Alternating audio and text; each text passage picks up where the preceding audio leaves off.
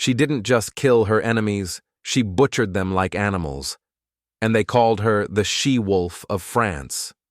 In 1326, Queen Isabella of France did the unthinkable.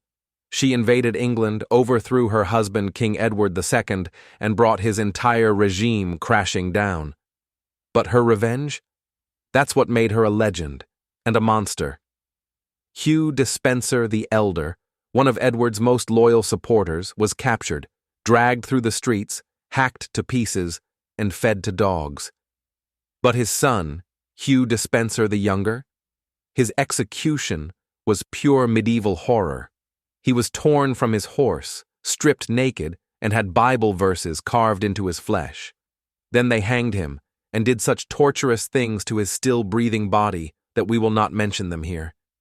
His remains were scattered across the kingdom, a bloody warning to anyone who might think about opposing the new regime. And King Edward II? That's where the legend goes even darker. After being imprisoned, some say Isabella and her lover, Roger Mortimer, had him assassinated in one of the most gruesome ways imaginable, which we really cannot talk about here. You'll have to look it up yourself. But it was supposedly done because of the rumors that Edward had intimate relationships with male favorites like Gaveston and Despenser. Historians are still divided. Some say it's propaganda, others believe it really happened. But regardless, the image stuck, and so did Isabella's reputation. She didn't stop there. Dozens of Edward's allies were hunted, tortured, and executed. One nobleman, Edmund of Kent, was sentenced to death, only for the executioner to refuse. So they dragged a local dung collector from the crowd and forced him to do the beheading. Even before all this, Isabella may have started her political revenge streak early.